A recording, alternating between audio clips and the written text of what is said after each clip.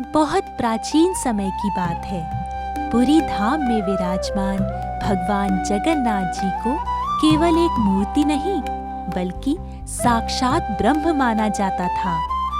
लोग कहते थे कि भगवान जगन्नाथ जी की नाभि में कोई महान रहस्य छिपा है, लेकिन उस रहस्य को कोई नहीं जानता था।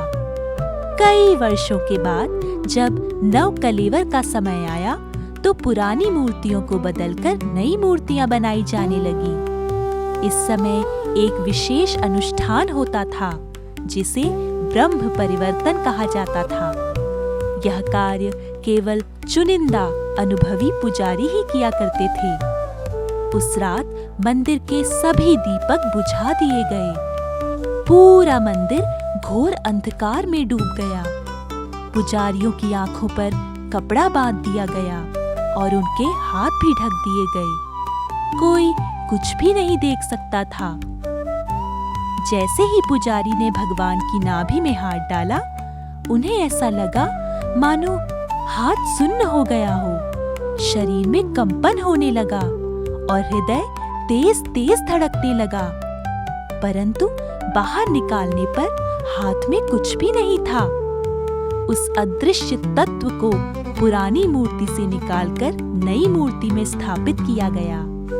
यही था ब्रह्म तत्व, जिसे कोई देख नहीं सकता पर सभी महसूस कर सकते थे।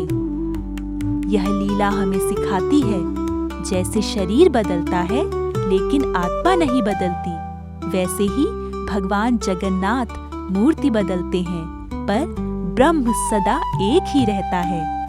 नाभि में छिपा ब्रह्म कोई वस्तु नहीं बल्कि अनंत चेतना है। यही कारण है कि जगन्नाथ जी को दारु ब्रह्म कहा जाता है। जय जगन्नाथ। पुरी में होली का दिन कुछ अलग होता है। यहाँ रंग केवल चेहरों पर नहीं, मन और आत्मा पर चढ़ते हैं। सुबह का समय था, समुद्र की लहरें शांत थी और श्री मंदिर में शंखनाद गूंज रहा था। भक्तों की भीड़ रंग, गुलाल और फूलों की पंखुड़ियां लेकर मंदिर के बाहर एकत्र हो रही थी। सभी के मन में एक ही प्रश्न था, क्या आज प्रभु भी होली खेलेंगे? सेवायतों के बीच हलचल थी। कोई फूलों की टोकरियां सजा रहा था, कोई चंदन घिस रहा था, लेकिन रंगों को लेकर सभी के मन में संकोच था। प्रभु को रंग कैसे लगाएं? क्या यह मर्यादा के अनुरूप होगा? तभी मंदिर के वृद्ध सेवायत बोले, जहाँ प्रेम हो वहाँ मर्यादा स्वयं मार्ग बना लेती है। उस रात मंदिर के एक पुजारी को स्वप्न आया। स्वप्न में श्री जगन्नाथ खड़े थे, मुस्कुराते हुए बाल रूप में। उन्होंने कहा, इस बार होली फूलों और प्रेम से खेली जाएगी। कोई भेद नहीं होगा, न सेवक, न राजा, न गरीब। पुजारी की आंखें भर आईं।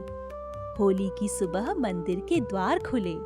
भोग के बाद जब गर्भगृह का पर्दा उठा तो भक्तों ने देखा श्री जगन्नाथ, बलभद्र और सुभद्रा जी के चरणों में रंग बिरंगे फूलों की वर्षा हो रही थी। गुलाल नहीं, लेकिन फूलों में ही सारे रंग बस गए थे। सेवायतों ने फूलों को उठाकर धीरे धीरे भक्तों पर बरसाया। कोई अमीर था, कोई गरीब, लेकिन उस क्षण सभी सिर्फ भक्त थे। भीड़ में एक छोटा सा बालक था। उसके हाथ में थोड़ी सी गुलाबी अबीर थी। वह डर रहा था, क्या मैं प्रभु को रंग लगा सकता हूँ? उसने आंखें बंद की और मन ही मन कहा, प्रभु अगर गलती हो जाए तो क्षमा करना। तभी तेज हवा चली। उसके हाथ से अबीर उड़कर सीधे श्री जगन्नाथ के चरणों की ओर चली गई। सेवायत स्तब्ध रह गए। किसी ने कुछ नहीं कहा, क्योंकि उस क्षण सभी समझ गए, जहां भाव शुद्ध हो वहां नियम मौन हो जाते हैं। उस दिन से पुरी में यह मान्यता प्रचलित हो गई कि श्री जगन्नाथ को रंग नहीं भाव चाहिए, उन्हें गुलाल नहीं समर्पण पसंद है। और होली केवल उत्सव नहीं समता का पर्व है। श्री जगन्नाथ की होली हमें यही सिखाती है कि जीवन के रंग चाहे जैसे भी हों, यदि उन्हें प्रभु को अर्पित कर दिया जाए तो वे सभी शुभ बन जाते हैं। उस दिन होली खेली गई हाथों से नहीं बल्कि हृदय से। और आज भी जब पुरी में होली आती है तो भक्त कहते हैं, हम रंग नहीं लगाते बल्कि श्री जगन्नाथ जी स्वयं हमारे जीवन को रंग देते हैं।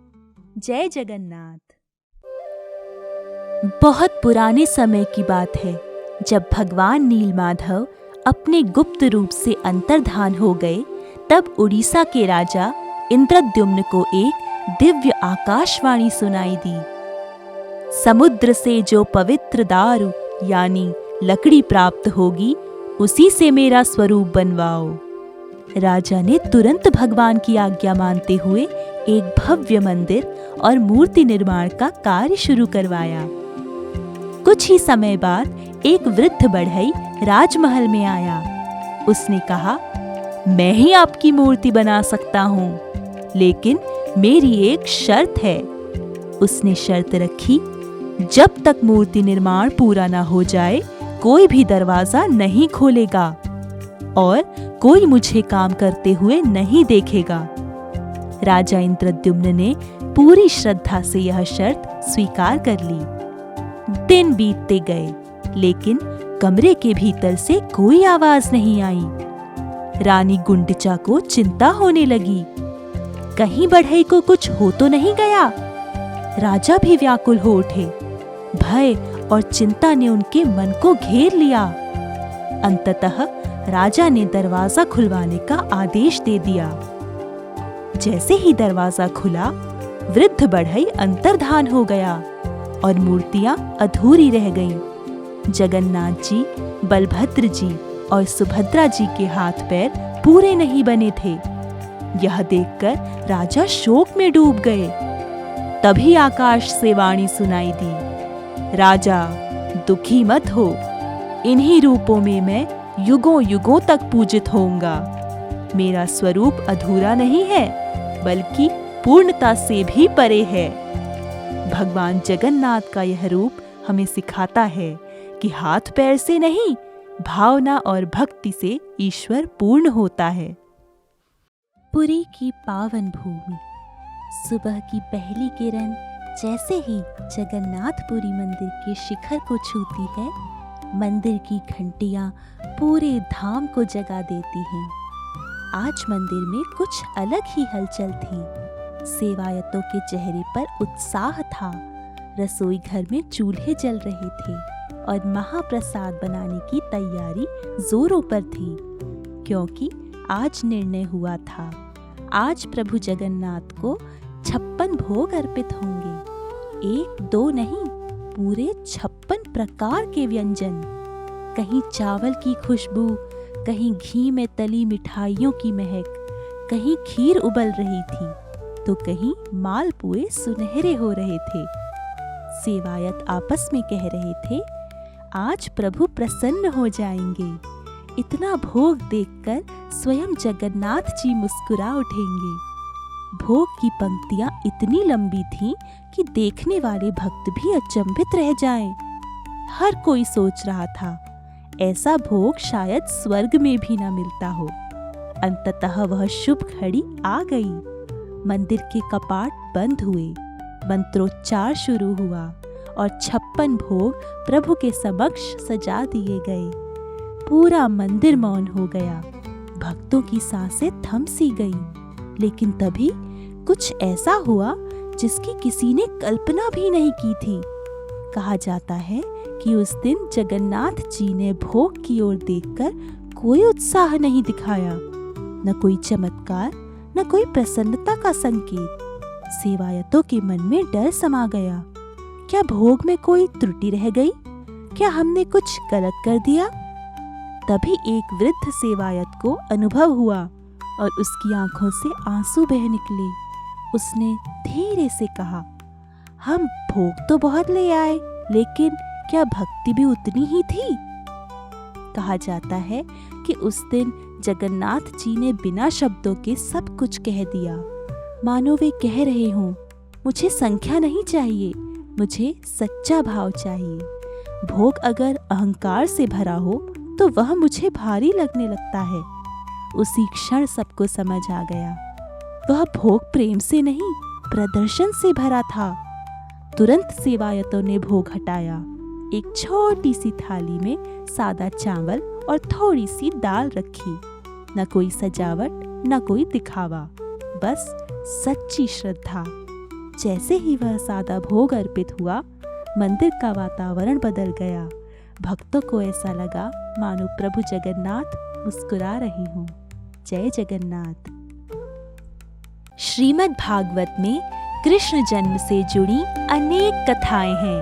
ऐसी मान्यता है कि किसी देवता, किसी भगवान को उनके बालपन वाले रूप में दर्शन करना अपने आप में एक अत्यंत दुर्लभ घटना है, जिसके लिए देवता लोग भी युगों तक राह देखते हैं। एक लोकप्रिय कहानी के अनुसार एक बार भगवान शिव भी योगी का रूप धारण कर गोकुल आए थे, ताकि भगवान कृष्ण को बाल रूप में देख सकें। इस पूरे दृष्टांत पर अनेक भजन गाए गए हैं। तथापि इस घटना से जुड़ी हुई एक और कहानी भी है, जिसके विषय में चंद लोगों को ही जानकारी है। श्रीमद् भागवत के अनुसार यह देखकर कि भगवान शिव को भगवान कृष्ण के बाल स्वरूप में दर्शन करने के लिए किन किन कठिनाइयों का सामना करना पड़ा, ऋषि नारद ने भगवान शिव तथा भगवान कृष्ण दोनों को आमने सामने ही पूछ लिया। नारद ऋषि यह जानकर गदगद हो गए कि भगवान शिव व भगवान कृष्ण दोनों ही एक दूसरे को भगवान कहकर संबोधित करते थे और दोनों यह बताते थे कि वह दूसरे के भक्त हैं।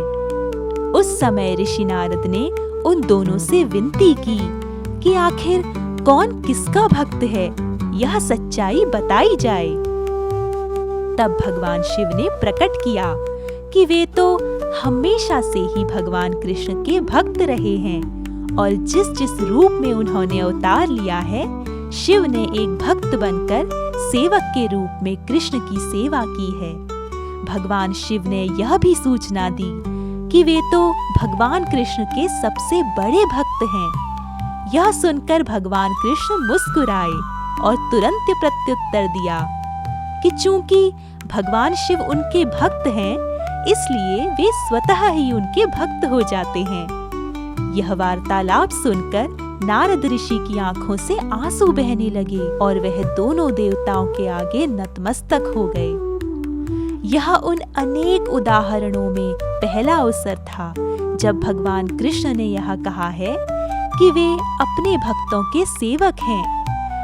यह उस लोकप्रिय मान्यता को भी उद्धृत करता है कि भले ही श्री कृष्ण समूचे ब्रह्मांड के लिए भगवान हो, परंतु वे सदैव अपने भक्तों की इच्छाओं का ही पालन करेंगे।